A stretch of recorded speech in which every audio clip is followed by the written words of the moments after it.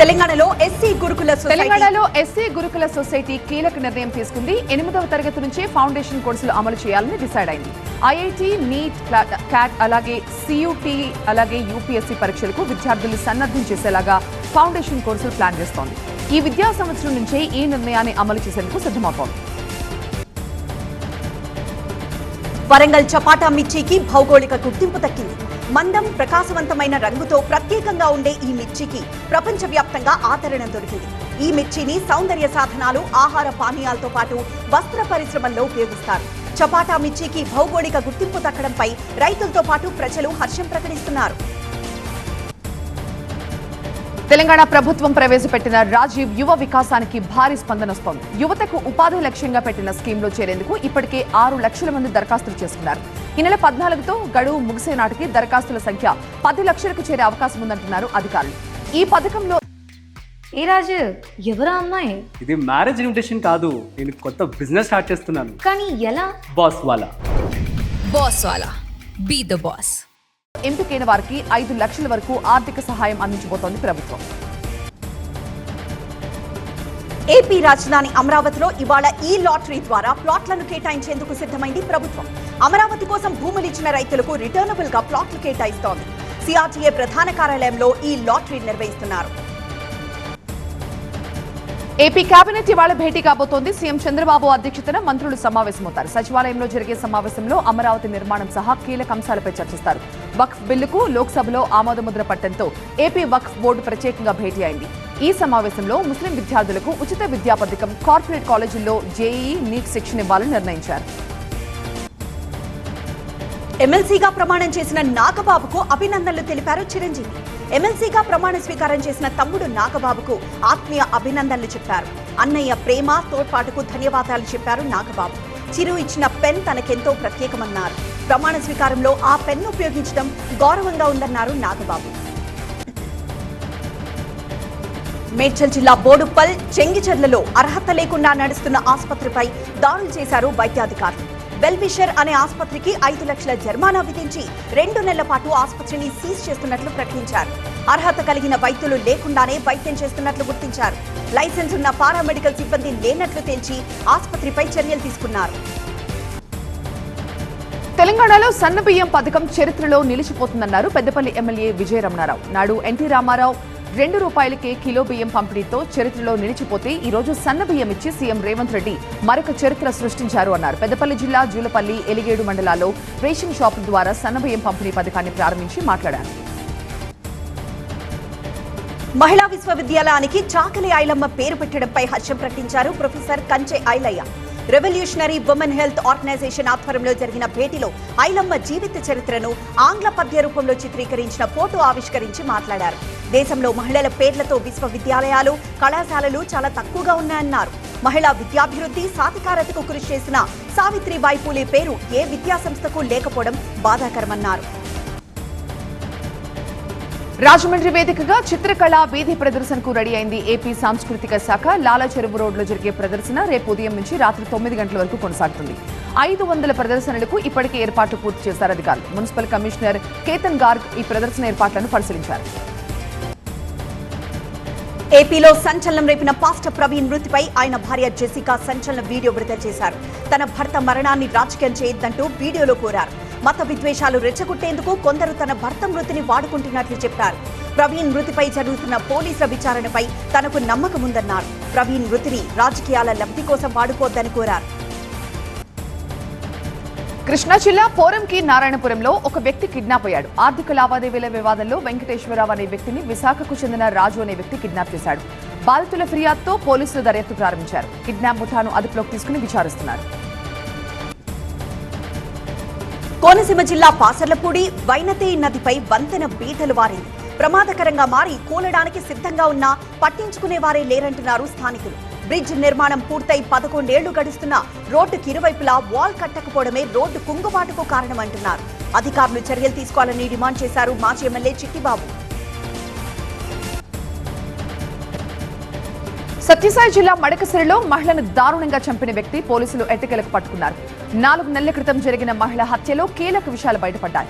Online బెట్టింగ్లతో అప్పుల పాలైన వ్యక్తి మహిళని బంగారం కోసం చంపేసినట్టుగా తెలిచారు.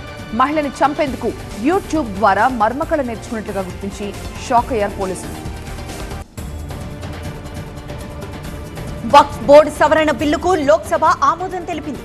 బిల్లుకు అనుకూలంగా 288 మంది సభ్యులు, వ్యతిరేకంగా 232 మంది సభ్యులు ఓటేశారు. బిల్లుపై సుదీర్ఘంగా చర్చించిన తర్వాతే లోక్సభ ఆమోద ముద్ర వేసింది. లోక్సభ ఆమోదంతో ఈ బిల్లు ఇవాళ రాజ్యసభ ముందుకు వస్తోంది. రాజ్యసభలోనూ బిల్లు పాస్ అయితే రాష్ట్రపతి సంతకంతో త్వరలోనే చట్టం కానుంది. వక్ఫ్ బిల్లుకు మద్దతు తెలుపుతూ బీహార్ రాజధాని పాట్నాలో బీజేపీ మైనారిటీ మోర్చా నేతలు సంబరాలు జరుపుకున్నారు. మిఠాయిలు పంచుకుంటూ ఆనందాన్ని వ్యక్తం చేశారు. సవరణ చట్టంతో పేద ముస్లింలకు లబ్ధి చేకూరుతుందన్నారు. దశాబ్దాలుగా కొందరు తమ గుప్పెట్లో పెట్టుకున్న భూములకు ఈ చట్టంతో విముక్తి దొరికింది అన్నారు. దేశంలో మెడిసిన్స్ ధరల పెంపుపై పశ్చిమ బెంగాల్ సీఎం మమతా బెనర్జీ ఆగ్రహం వ్యక్తం చేశారు. ధరల పెంపు ఎంత మాత్రం ఆమోదయోగ్యం కాదన్నారు. పేద మధ్యతరగతి వారిపై మరింత భారం మోపడం సరికాదన్నారు. ఈ నెల 1 నుంచి 900 రకాల మెడిసిన్స్ పై ధరలు పెంచడాన్ని వ్యతిరేకిస్తూ త్వరలోనే నిరసనకు దిగుతామని హెచ్చరించారు. భారత పర్యటనలో ఉన్న చిలీ అధ్యక్షుడు గ్యాబ్రియల్ తాజ్ మహల్ సందర్శించారు. చుట్టూ తిరుగుతూ తాజ్ మహల్ విశేషాలు అడిగి తెలుసుకున్నారు. ఆయన వెంట చిలీ ప్రతినిధి బృందం కూడా ఆగ్రాకొచ్చింది. మోహన్ లాల్ చిత్రం ఎంపురాన్లోని కొన్ని సన్నివేశాలపై అభ్యంతరం చెబుతూ తమిళనాడు తేనీలో రైతు సంఘాలు నిరసన ప్రదర్శన చేపట్టాయి. పెరియార్ డ్యాం సీన్లను సినిమా నుంచి తొలగించాలని డిమాండ్ చేశాయి. మోహన్ లాల్, పృథ్వీరాజ్ కు వ్యతిరేకంగా నినాదాలు చేశారు. సినిమా ప్రదర్శన జరుగుతున్న థియేటర్ను ముట్టడించేందుకు ప్రయత్నించిన రైతులను పోలీసులు అడ్డుకున్నారు. ప్రధాన రహదారులపై టోల్ వసూళ్లలో దేశంలోనే యూపీ టాప్ లో నిలిచింది. 7,060 కోట్ల రూపాయల వసూలు చేసి కొత్త రికార్డ్ సెట్ చేసింది. 5,967 కోట్ల వసూలుతో రాజస్థాన్ సెకండ్ ప్లేస్ లో నిలిచింది. 5,115 కోట్ల వసూళ్లతో మహారాష్ట్ర 3వ స్థానంలో ఉంది. ఇండో పెసిఫిక్ తీరంలో నిర్వహించిన నౌకాదళ విన్యాసాల్లో యూకే రాయల్ నేవీ డ్రోన్లను పడగొట్టింది. ఎర్ర సముద్రంలో ఎదురవుతున్న సవాళ్లను తిప్పికొట్టేలా సముద్రంలో సీన్ క్రియేట్ చేశారు. దక్షిణ ప్రాంతాన్ని శివాజీ దిగ్విజయంగా తన ఆధీనంలోకి తెచ్చుకున్నారని, సమయం కుదరకపోవడంతో ఉత్తరం వైపు వెళ్లలేకపోయారని ఆర్ఎస్ఎస్ అధినేత మోహన్ భాగవత్ అన్నారు. దేశం ముందుకు వెళ్లాలంటే ఏం చేయాలో ఆనాడే శివాజీ స్పష్టంగా చెప్పారని భాగవత్ అన్నారు. పశ్చిమ హిందూ మహాసముద్రంలో 2,500 కేజీల నార్కోటిక్స్ ను భారత నౌకాదళానికి చెందిన నౌక ఐఎన్ఎస్ తర్కాష్ పట్టుకుంది. ఇందులో 2,386 కేజీల హషీష్, 121 కేజీల హెరాయిన్ ఉంది. బెంగాల్లోని బారాసత్ కోర్టుకు బాంబు బెదిరింపు రావడంతో పోలీసులు అప్రమత్తమయ్యారు. జాకిలాలతో కోర్టు ప్రాంగణాన్ని క్షుణ్ణంగా పరిశీలించారు. కోర్టులోకి వచ్చిన ప్రతి ఒక్కరిని తనిఖీ చేశారు.